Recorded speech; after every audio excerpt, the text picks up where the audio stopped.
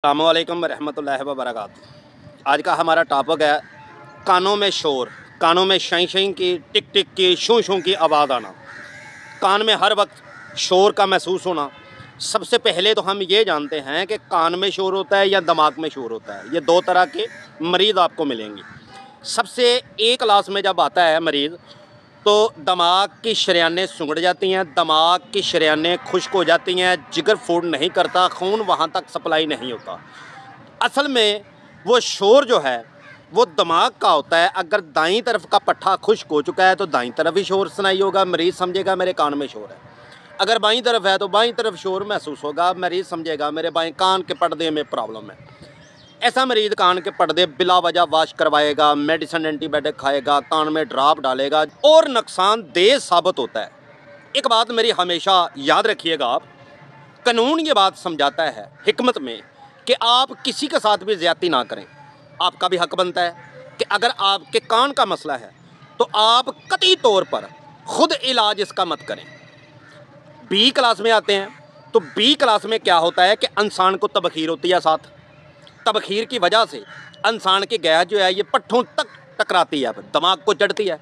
अगर आपको तबखीर है, दिमाग ऊपर आता है यानी कि वाइब्रेट करता है। कुछ लोग ये भी मुझे बहुत सारे मैसेज लिखते हैं कि मेरा बीपी एकदम तेज़ हो जाता है। मैं खाता भी कुछ नहीं हूँ। भाई आप अपने बीपी का इलाज ना करें, आप अपनी गैस का ही इलाज करें। आपका बीपी ठीक है, बीपी की इब्तदा ही गैस है।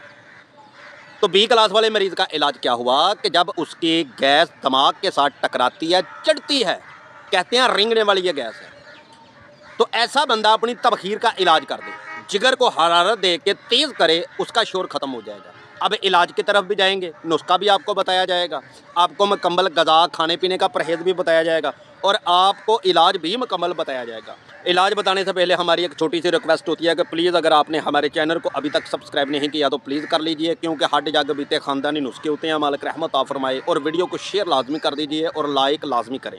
कमेंट में अपनी मोहब्बत का इजहार लाजमी रखा करें कि आप किस ज़िले से हमारी वीडियो को वॉच कर रहे हैं।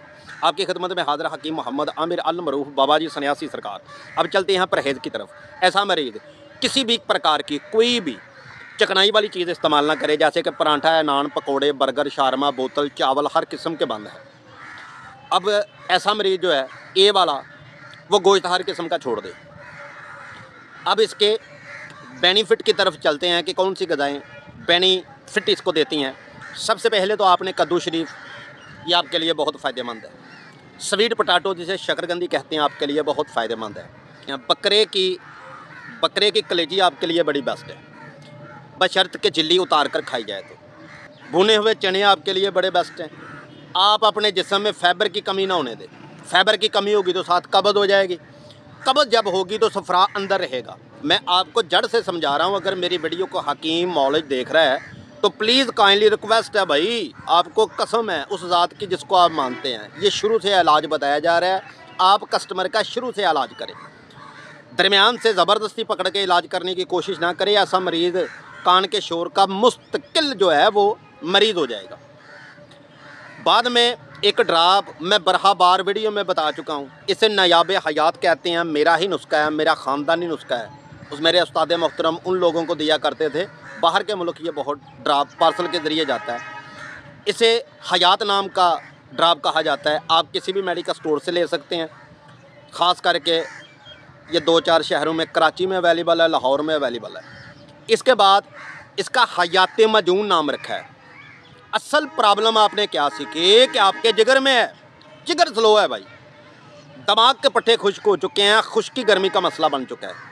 तो आप कोशिश करें कि आप शुरू से इलाज करें, मेन तोल के करें और ज़िम्मेदारी के साथ करें। अगर ऑनलाइन पार्सल के ज़रिए दवा मंगवाना चाहते हैं तो 96 घंटे के अंदर आपकी दहलीज पर पार्सल होता है मौजूद, इंशाल्लाह मालिक की रहमत से, पूरी ज़िम्मेदारी से। उतनी देर तक नेक दुआओं में याद रखिएगा। मिलते हैं इसी तरह मालूमात लेकर किसी अगली वीडियो में। अल्लाह निगहबान।